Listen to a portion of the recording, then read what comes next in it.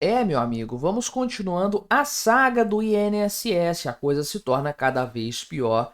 Tenho dito aqui no canal, quanto mais se revira essa história, pior a situação fica para todos os envolvidos.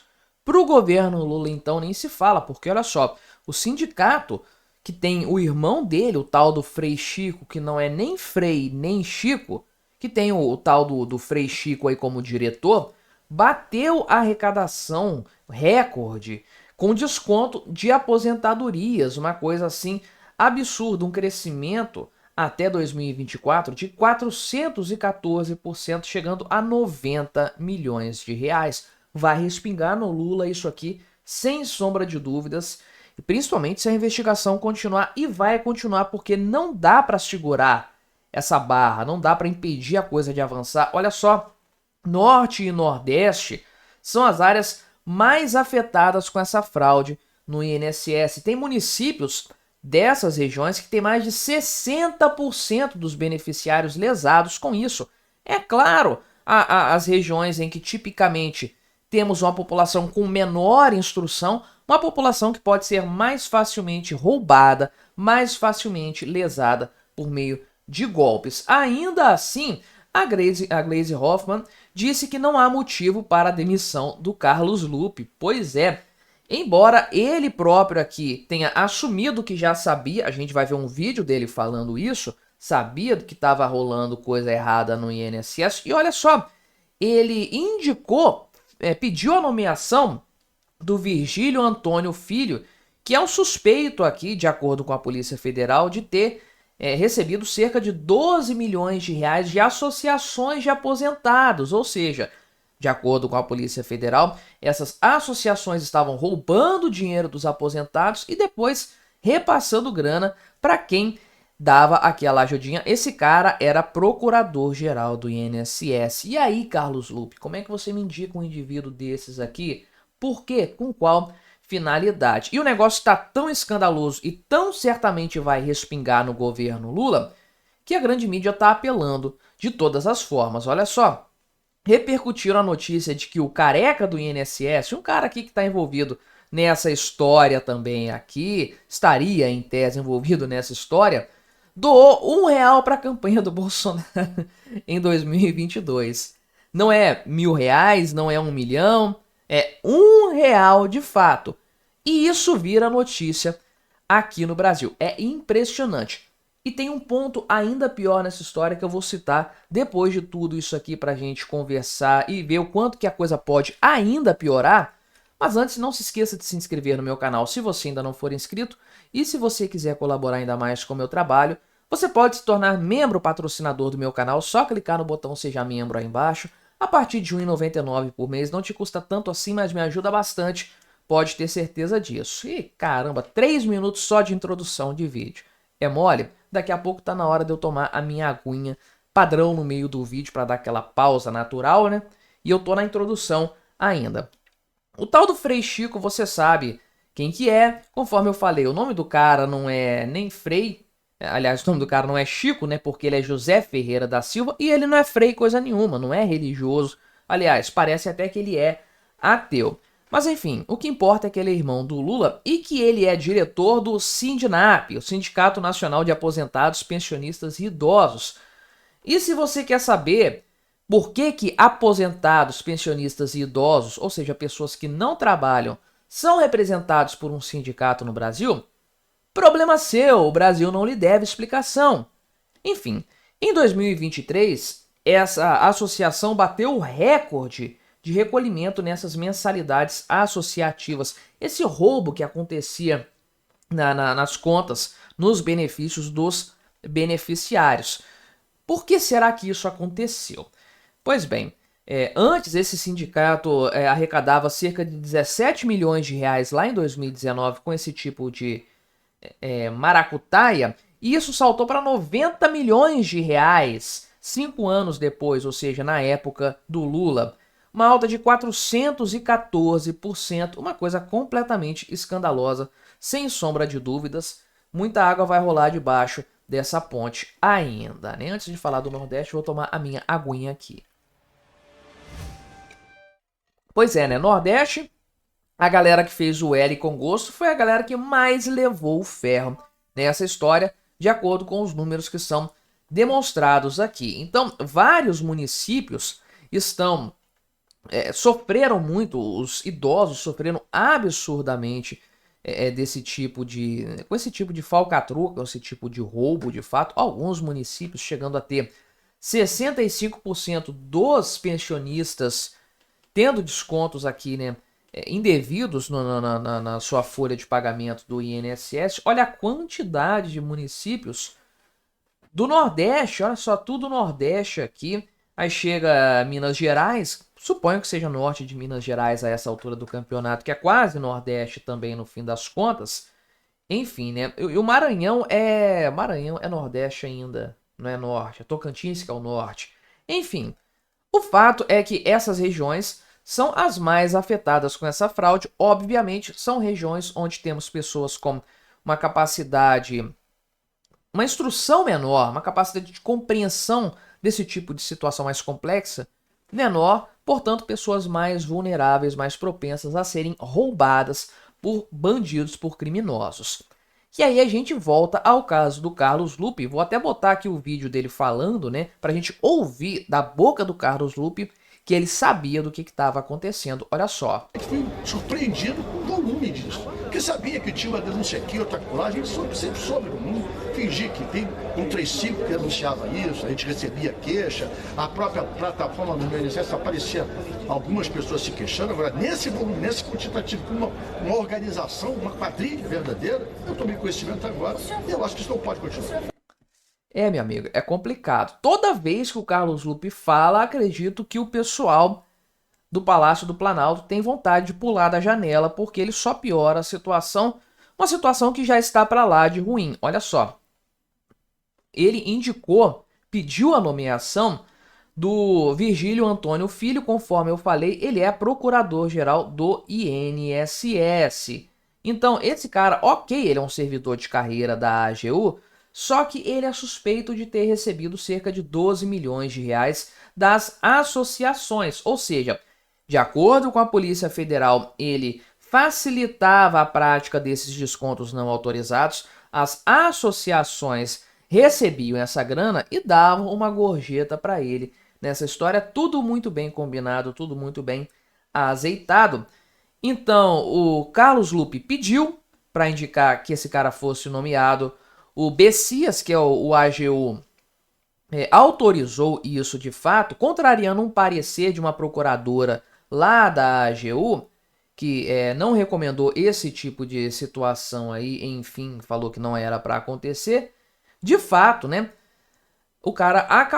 esse camarada aqui acabou sendo empossado nesse cargo e, de fato, as investigações mostram que muito provavelmente ele está envolvido sim nesse caso. Vai respingar no Carlos Lupe, sem sombra de dúvidas. Apesar disso, o Gleisi Hoffmann diz que não tem problema nenhum, não há motivo para a demissão do Carlos Lupe. Pois é, não sei até quando que eles vão segurar a peteca desse cara. Eu já falei e volto a repetir, ele não vai se sustentar nesse governo, nem que seja para salvar a pele do Lula, ele vai ser derrubado do cargo, porque a culpa dele nessa situação, pelo menos por omissão, não tô falando nem que ele recebeu dinheiro, que é corrupto, não tô entrando nessa seara, nem sei se as investigações vão apontar para isso em algum momento.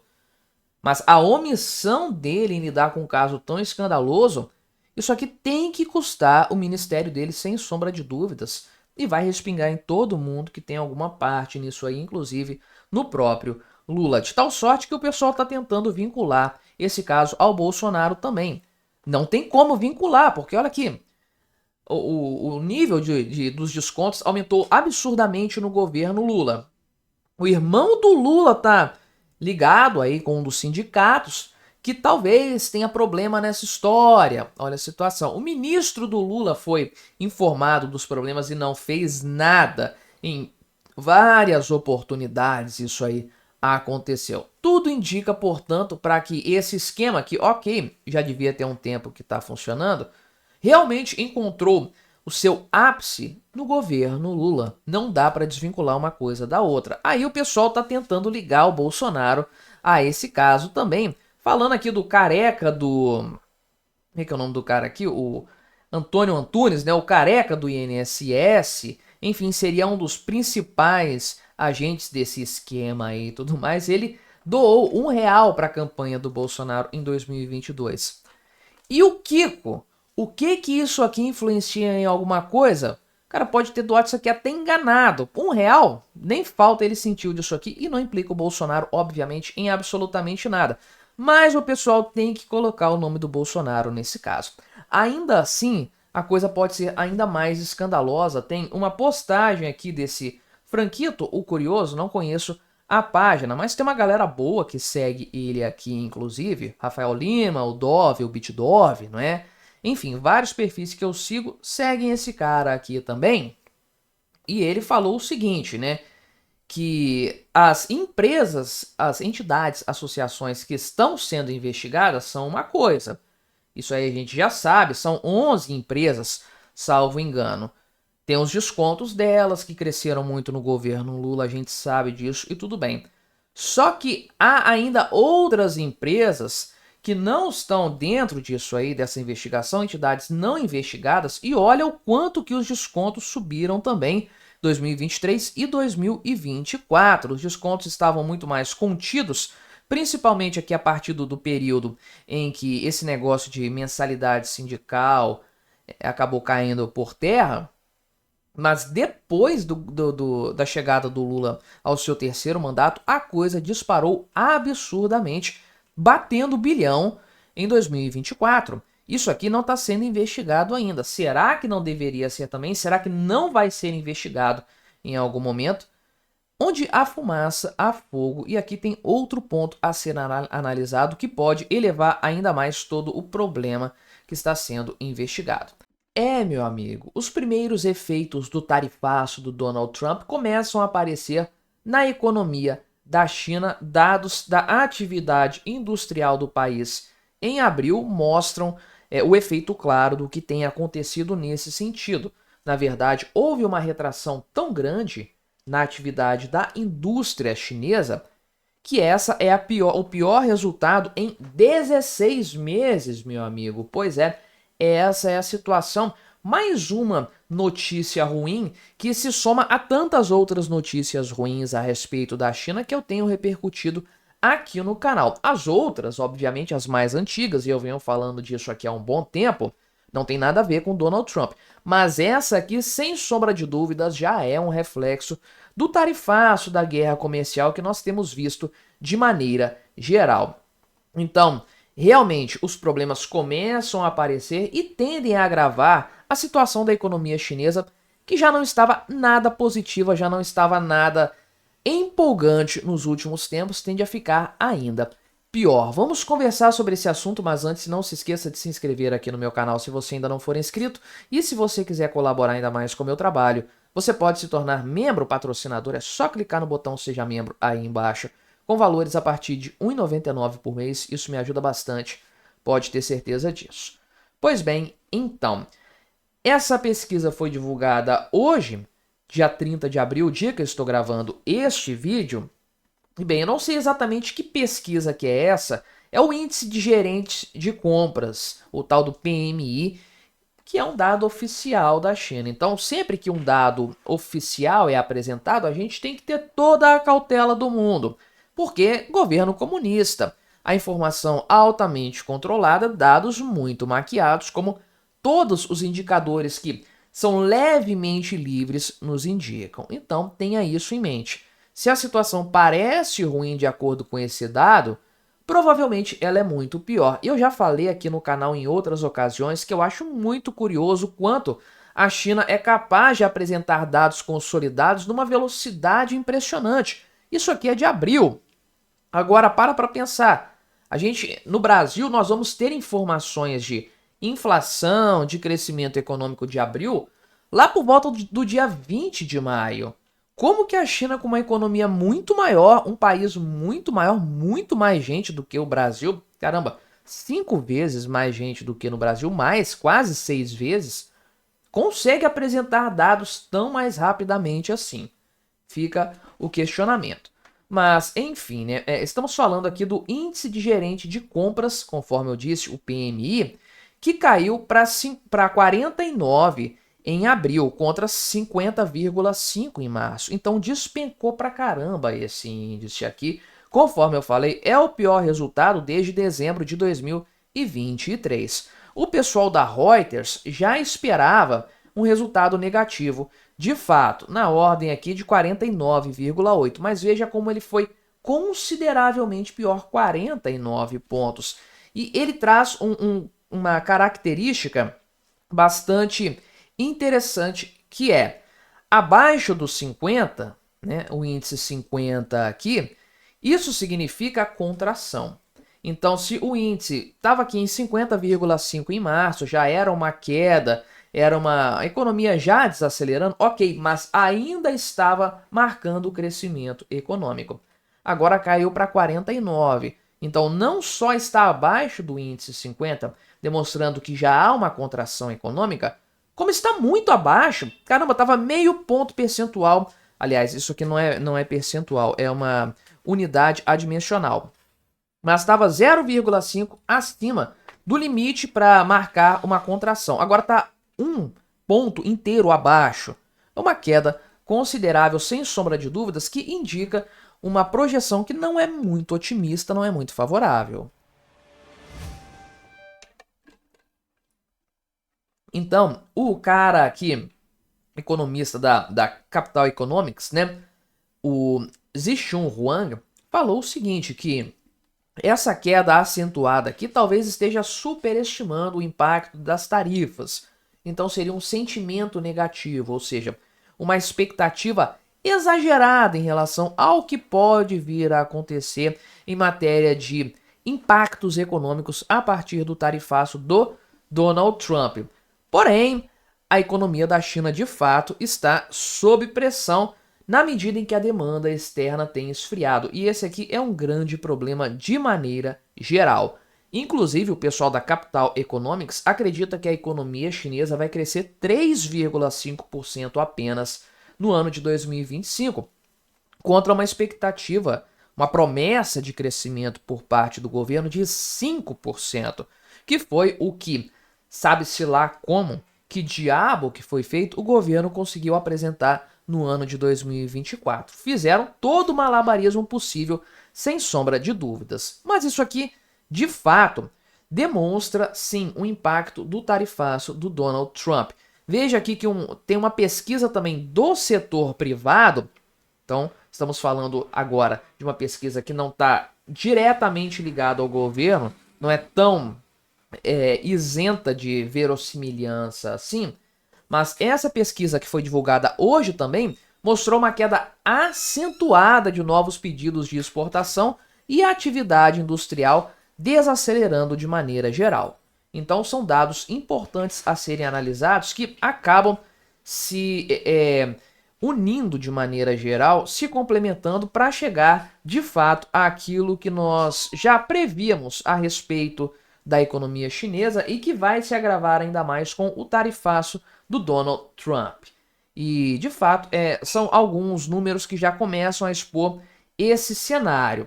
Veja aqui, né, que a queda nos pedidos de exportação em abril tiveram maior recuo desde dezembro de 2022. Já não é aqui o pior cenário em 16 meses, conforme eu falei, do PMI, que a gente apresentou, que é o dado oficial. Esse aqui, da solicitação de novos pedidos de exportação, é o maior recuo desde dezembro de 2022. Então aqui já se vão 20 e tantos meses que não há um resultado tão negativo assim. Então veja aqui que nos primeiros 3 meses deste ano, o total de remessas para os Estados Unidos via plataformas como Shein, Temu, caiu 65%, despencou por completo. Então, essa necessidade do governo chinês, inclusive, de realocar esse excesso de oferta que eles têm para outros mercados, tem chamado a atenção de outros países, vai causar uma série de problemas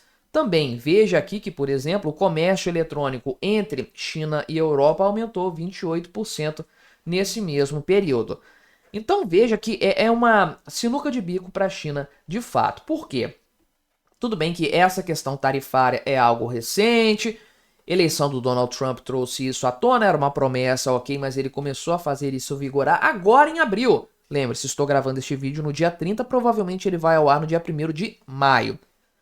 Só que a necessidade, a dependência da China de exportações é algo muito mais antigo.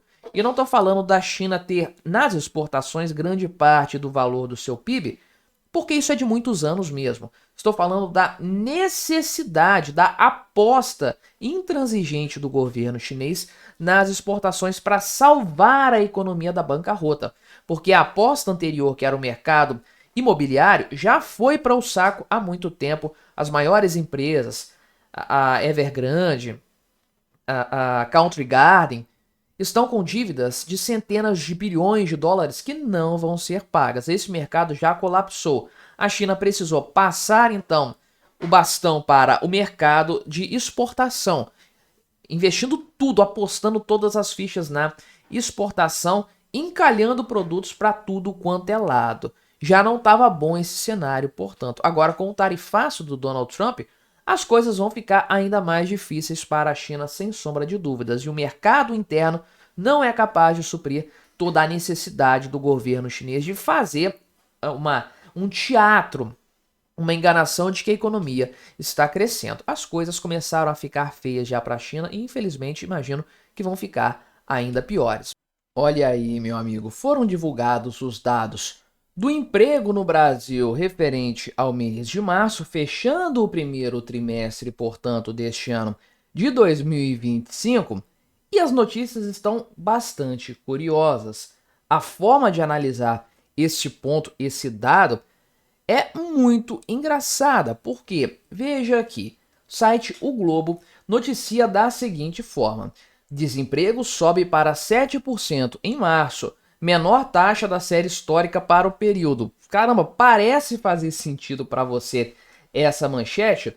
O desemprego subiu para a menor taxa da série histórica, mas dá para entender. Embora o desemprego tenha subido, ainda temos a menor taxa para o mês de março da série histórica.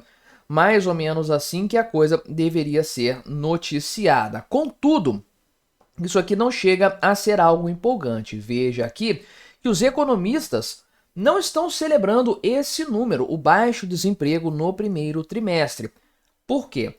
Porque a criação de empregos informais e de má qualidade, salários menores, condições piores, foi substancialmente importante para esse número. Ou seja, sim, mais empregos, porém empregos de menor qualidade. Veja aqui que a criação de empregos com carteira assinada caiu praticamente 71% na comparação com março do ano passado, um número bastante decepcionante, sem sombra de dúvidas. E pior do que isso, analisando o período recente, trata-se da quarta alta consecutiva do desemprego no Brasil, um número bastante preocupante que pode indicar, de fato, uma situação de desaquecimento da economia, que talvez seja o que de fato estamos vivendo. Vamos analisar esse tema, mas antes não se esqueça de se inscrever no meu canal se você ainda não for inscrito, e se você quiser colaborar ainda mais com o meu trabalho, você pode se tornar membro patrocinador do meu canal, só clicar no botão Seja Membro aí embaixo, com valores a partir de R$ 1,99 por mês. Você me ajuda muito dessa forma, pode ter certeza disso. Pois bem, veja só.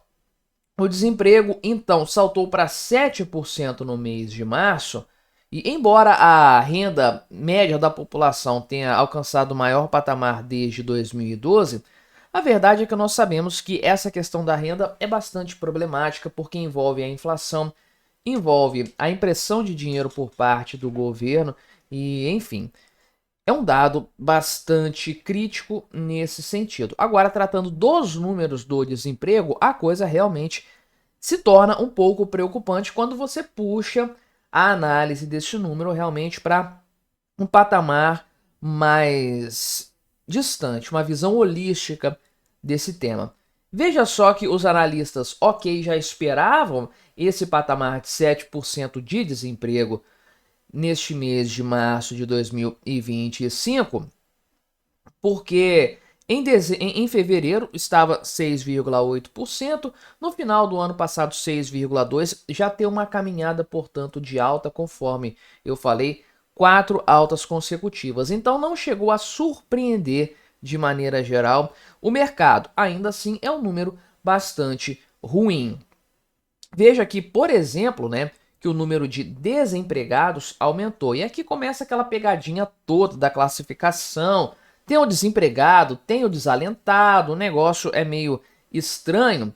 Então, o número dos desempregados, que são aqueles que estão procurando emprego, porque aquele que não trabalha e desistiu de procurar emprego não é considerado desempregado, mas o número dos desempregados aumentou 13% de dezembro até o final de março, ou seja, no intervalo de um trimestre. Uma alta aqui de quase 900 mil pessoas, ao mesmo tempo em que a população ocupada no país teve uma redução também na comparação trimestral de 1,3%. E aí eu te pergunto, como que nesse cenário todo você tem um resultado positivo para apresentar? O pessoal realmente faz um esforço grande para conseguir pintar isso de uma forma positiva, dizendo que é a menor taxa da série histórica. Mas olhar dessa forma não é suficiente, a gente tem que olhar realmente para os dados que importam de fato.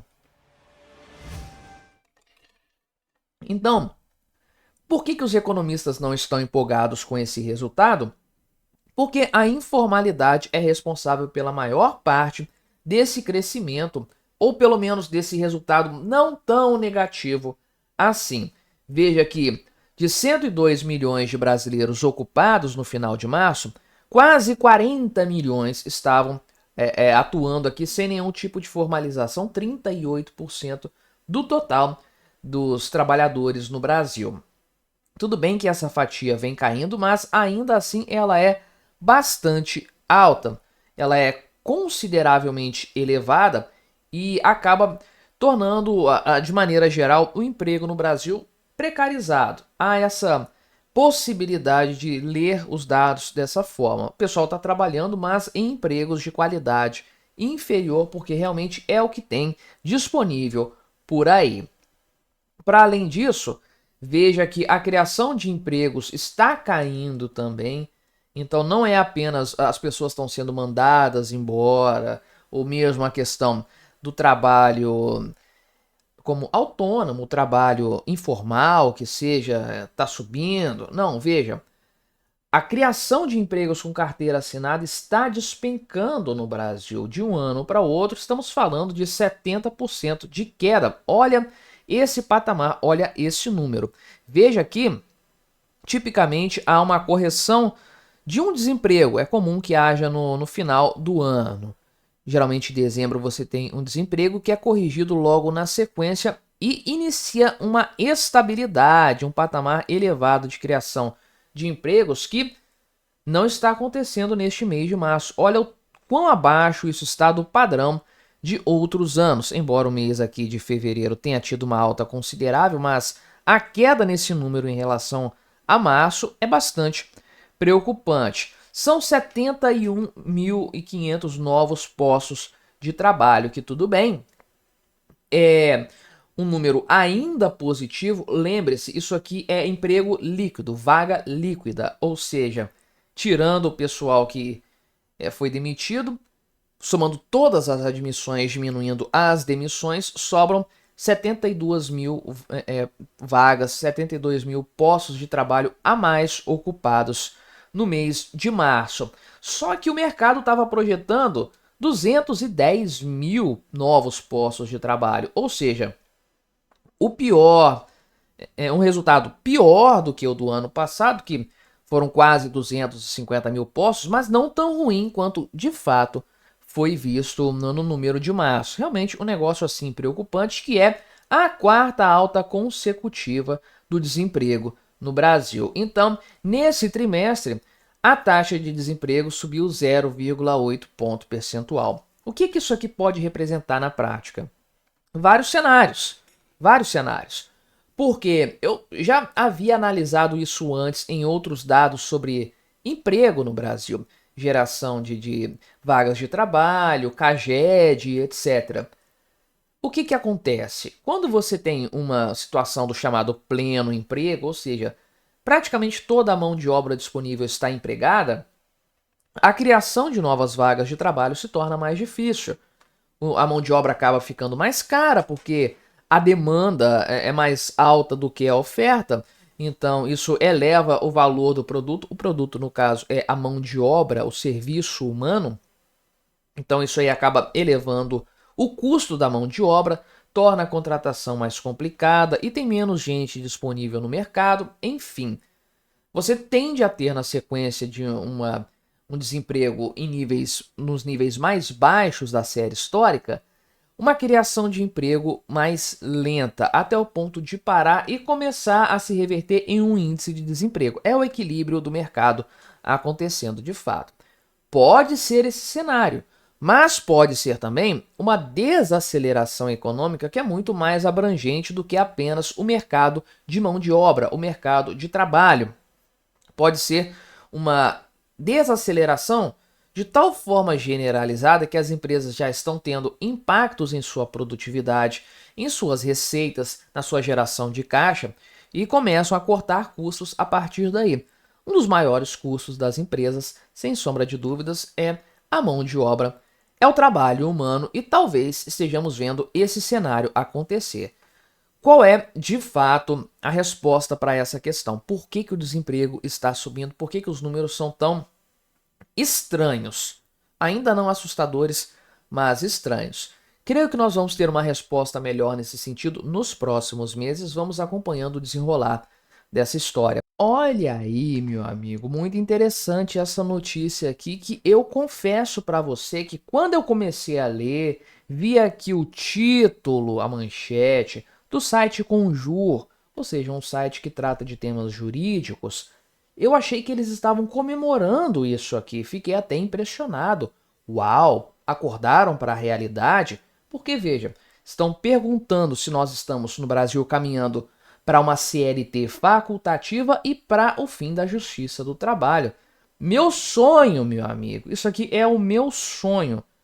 Torço muito para que aconteça, mas não, eles não estão comemorando isso, estão lamentando essa possibilidade. Pois é, no mesmo tempo em que o senhor Luiz Marinho, ele falou isso hoje, dia 30 de abril, que é o dia que eu estou gravando este vídeo, que acompanha com muita preocupação a pejotização sendo debatida lá no STF, que é justamente o ponto que o pessoal do site Conjur trouxe aqui e nós vamos conversar sobre isso. Mas antes, não se esqueça de se inscrever no meu canal se você ainda não for inscrito e se você quiser colaborar ainda mais com o meu trabalho, você pode se tornar membro patrocinador. É só clicar no botão Seja Membro aí embaixo a partir de R$ 1,99 por mês. Isso me ajuda bastante, pode ter certeza disso. Então, qual que é o ponto levantado pelo pessoal do site Conjur? Justamente a questão do debate no STF a respeito da pejotização. Então, veja que o questionamento primeiro levantado é que o STF tem feito muitas intervenções na justiça trabalhista em temas trabalhistas.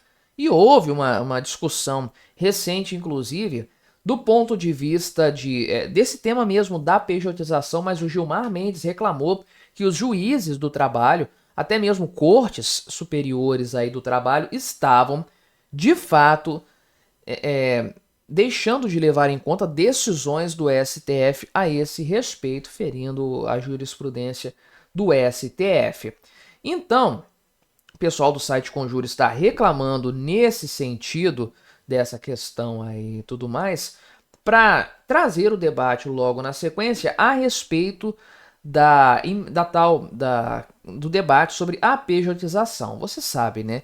O que isso significa? A possibilidade de um indivíduo prestar serviços para uma empresa como pessoa jurídica, ou seja, ele abre uma empresa e vai emitir nota fiscal para aquela empresa, prestar serviços daquela forma ali e receber diretamente da empresa e vai pagar imposto em cima da sua remuneração, do seu recebimento, de acordo com uma tributação típica de uma empresa. Imagine que o cara abre uma empresa optante pelo Simples, vai ter um faturamento ali de R$10 mil, vai receber R$10 mil diretamente ali da empresa. ele vai pagar 6% desse valor a título de impostos. Provavelmente não vai passar disso aí, não. Obviamente é muito mais vantajoso para o cara receber dessa forma, porque senão ele teria que pagar imposto de renda de 27,5%, ter um desconto previdenciário muito elevado, 14% provavelmente da remuneração dele, e a empresa ia ter um custo extra com a manutenção desse funcionário que obrigaria a empresa a reduzir o salário dele no fim das contas. FGTS, provisão para férias, para 13º, para passivo trabalhista e mais um monte de coisas. E ao invés de ter toda essa burocracia em que o Estado ganha, a Justiça do Trabalho ganha, os sindicatos ganham, esse pessoal, esse sistema ganha, com a pejotização, a empresa vai gastar o que ela gastaria de fato, isso não vai mudar porque ela já fez os cálculos dela, mas o trabalhador vai receber muito mais do que ele receberia porque vai ser menos assaltado pelo Estado. Só que não vai ter os benefícios entre aspas, da CLT, que é ele que paga no final das contas. É difícil para o pessoal entender, mas essa é a realidade. Então, esse debate a respeito da pejotização acaba repercutindo no direito de maneira geral, principalmente nos amantes do Estado, como esse pessoal aqui do site conjura com os argumentos aqui que são sofríveis de fato. Então veja aqui que eles afirmam que os princípios basilares do direito do trabalho estão sendo abandonados pelo STF, primazia da realidade, né? Isso aqui vai ser abandonado por causa da questão da pejotização em si, vai tirar o viés da classificação do vínculo empregatício e etc. Enfim, tem a briga aqui do STF com a Justiça do Trabalho, que, a despeito das decisões do STF, estava tratando a questão da pejotização praticamente como sendo uma prática ilegal, basicamente isso, só que o pessoal chega à conclusão aqui de fato que a CLT pode acabar virando uma letra morta nesse sentido, porque, olha só, o STF parece mesmo estar contra os trabalhadores e contra a Justiça do Trabalho. Como se a Justiça do Trabalho existisse para proteger o trabalhador. Essa é a maior lorota que existe, a maior enganação que existe. A Justiça do Trabalho tem a única finalidade de servir a um sistema do qual ela faz parte. O sistema que tem a Justiça com todos os funcionários, os ministros, os desembargadores, os juízes, e aí tem procurador, e aí tem todo mundo que é envolvido nesse sentido de alguma forma, o cara que leva o cafezinho no tribunal e aquela coisa toda ali. Você tem todo o mundo sindical aqui no Brasil, essa máfia gigantesca de sindicatos que tem um lobby enorme junto aos políticos, advogado trabalhista, enfim, é um mundo de pessoas que vivem disso, né? O trabalhador não tem nada a ver com isso. Aliás, o trabalhador busca fugir da CLT de todas as formas possíveis. Então, eles falam aqui que o STF vai tornar a legislação trabalhista facultativa opcional letra morta. Porque qual empresa dentro de um sistema capitalista, olha a mentalidade de quem está escrevendo, é claro que é uma pessoa de esquerda, optará por contratar um empregado nos moldes do artigo 3º da CLT, se pode contratar um profissional autônomo. Porque aqui, sairá muito mais barato contratar de forma autônoma, quando o trabalhador não terá nenhum direito. Sim, o trabalhador vai ter o principal dos direitos, que é ganhar o salário dele integralmente e não ver grande parte dos seus ganhos sendo roubado ou diluído pelo Estado de alguma forma. Então aqui, inclusive, eles citam outros pontos aqui de maneira geral já adotados em maior ou menor grau nesse sentido aqui, chegando, né, à conclusão de que a CLT se tornará facultativa e a Justiça do Trabalho perderá a razão de existir. Quem dera, meu amigo, isso aqui fosse verdade. Meu sonho, minha alegria. Já sofri tanto na mão desse pessoal aqui no meu trabalho que é impressionante. Esse peso da legislação trabalhista é uma coisa absurda, por completo. A Justiça do Trabalho não tem razão de existir, a não ser servir a si própria. É o único país no mundo que tem esse tipo de ordenamento jurídico, uma instituição inteira que vai lá da base até um tribunal superior do trabalho, só para lidar com questões trabalhistas. É uma indústria da judicialização das relações trabalhistas, uma coisa completamente absurda. Agora, é interessante isso aqui, esse ponto, que eles falam que a CLT se tornará facultativa. Eu te pergunto, para quem? Facultativa para o empregador ou para o empregado? Por quê, meu amigo? Eu defendo esse ponto. Aliás, o STF já... É engraçado eu chegar a elogiar o STF. Parece que eu tô ouvindo outra pessoa falando. Parece que nem sou eu. Mas o STF já chegou a decidir nesse sentido.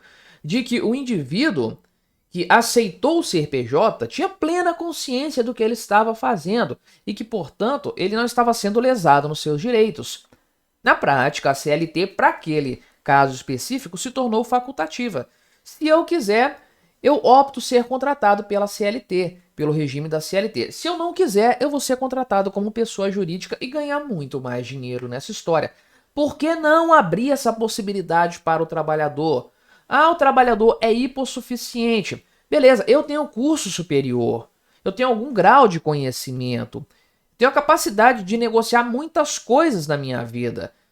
Posso contratar uma pessoa para trabalhar para mim, posso abrir uma empresa, eu posso contratar, fazer um contrato de aluguel, adquirir um automóvel, posso fazer qualquer coisa. Por que que eu não posso escolher com quais critérios eu quero ser contratado por um empregador? Por que que eu tenho que ser defendido pelo Estado nesse sentido? Eu sou hipossuficiente? Eu tenho condição mais do que plena de decidir o que que eu quero, como que eu quero trabalhar, o que que eu quero receber, em quais condições de firmar da minha parte com o meu empregador o contrato que eu quiser fazer. E é claro, isso aí é fundamental, é liberdade de trabalho. CLT é escravidão porque te impede de trabalhar como você quiser, nas circunstâncias que você quiser. E é justamente por isso, por perceber que a CLT escraviza o trabalhador, que esse povo jurídico de esquerda, que tem aos montes no Brasil, reclama desse tipo de decisão do STF favorável à pejotização.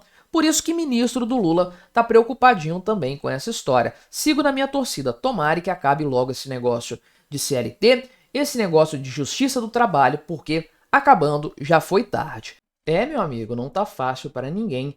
Nenhum país está a salvo desse problema que é a queda na taxa de fertilidade, a queda no número de nascimentos. É um problema demográfico muito sério que tem afetado grande parte do mundo desenvolvido, mas que também atinge países em grau de desenvolvimento, países ainda que não conseguiram enriquecer, tem as nações emergentes, tem os países pobres, é um negócio generalizado. Já falei desse problema em relação à China, por exemplo, já falei em relação ao próprio Brasil e agora a Turquia também está sofrendo com esse tipo de situação. Olha que coisa, agora o governo da Turquia tomou uma decisão bastante inusitada, que é restringir a utilização, a prática de cirurgias cesáreas para aumentar a taxa de natalidade. E se você quer saber o que uma coisa tem a ver com outra, eu vou explicar aqui neste vídeo. Mas antes, não se esqueça de se inscrever no meu canal se você ainda não for inscrito. E se você quiser colaborar ainda mais com o meu trabalho, você pode se tornar membro patrocinador aqui do canal. Só clicar no botão Seja Membro aí embaixo, com valores a partir de R$ 1,99 por mês. Isso me ajuda bastante, pode ter certeza disso. Pois bem, qual que é o ponto principal dentro dessa história? A queda na taxa de natalidade, na taxa de fecundidade. Qual que é a diferença, né? Taxa de fecundidade, fertilidade, o que que é isso? Taxa de natalidade, que é o que está aqui, é a quantidade de bebês que nascem para cada porção da população, tipicamente 1.000 pessoas.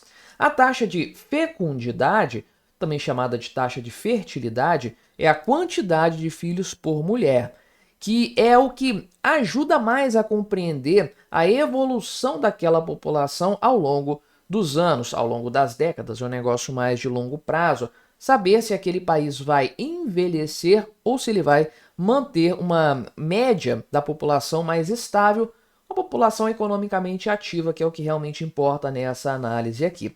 Então a taxa de fecundidade é a quantidade de filhos por mulher que, para ser sustentável, precisa ser de 2,1. Ou seja, supõe-se, tem aí marido e mulher, o homem e a mulher que formam uma família. Vamos pensar assim para facilitar a compreensão dessa taxa de fecundidade. Então, se esses dois tiverem 2 filhos, a população vai se manter estável, porque quando eles morrerem, terão 2 outros seres humanos no lugar deles. Então, esse seria o índice da estabilidade, com uma leve correção para cima para os casos de filhos que não chegam até a idade adulta. Enfim, para ter uma margem de segurança, 2,1 é um número sustentável. A população não vai crescer, mas também não vai diminuir. E olha aqui a taxa de fecundidade da Turquia, né? 2022, isso com certeza piorou de lá para cá porque tem caído ano após ano. Essa taxa estava lá nos anos 60 em 6,38. 6 filhos por mulher. Essa era a taxa da Turquia nos anos 1960. Olha só. Caiu agora para 1,88 e tem caído seguidamente ano após ano, dados de 2022, já no patamar da insustentabilidade demográfica. Veja que a Turquia perdeu esse patamar já em 2018 e só vem caindo de lá para cá. Números de 2022, portanto, que certamente estão desatualizados. Essa taxa deve ser muito menor que esses 1,88 que a gente viu aqui, que já era um número bastante preocupante. Então, o que o governo lá do Erdogan, que é o ditador da Turquia, resolveu fazer? Proibir os centros médicos de realizar cesáreas planejadas. Pois é, meu amigo. Acontece que, sim, na Turquia, as taxas de prática de cirurgias cesáreas são muito elevadas na comparação com o restante do mundo. Veja aqui que mais ou menos 50%, mais do que 50%, aliás, dos partos realizados na Turquia são feitos por meio de cesárea. Eram 52% em 2018, em 2022 já eram 57%. Na comparação, países europeus, como aqui Suécia, Holanda e França, a taxa é de 20%.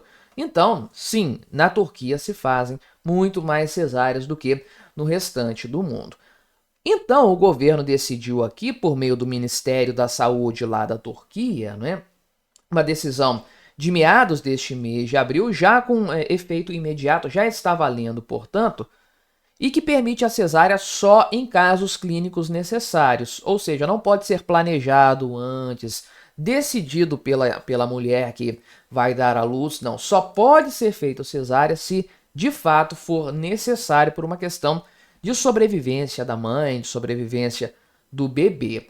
E também, né, centros médicos sem salas cirúrgicas próprias também vão ser proibidos de montar unidades de parto. E isso aqui vai obrigar também a exigência de uma documentação digital de dados médicos dos pacientes, das instituições de saúde, enfim, para tornar a coisa muito mais transparente e haver um controle muito maior do Estado a respeito desse assunto que, convenhamos, é um assunto de foro particular. Quem tem que decidir isso é a mulher, o pai, em conjunto com o médico. Essa decisão tem que ser tomada dessa forma.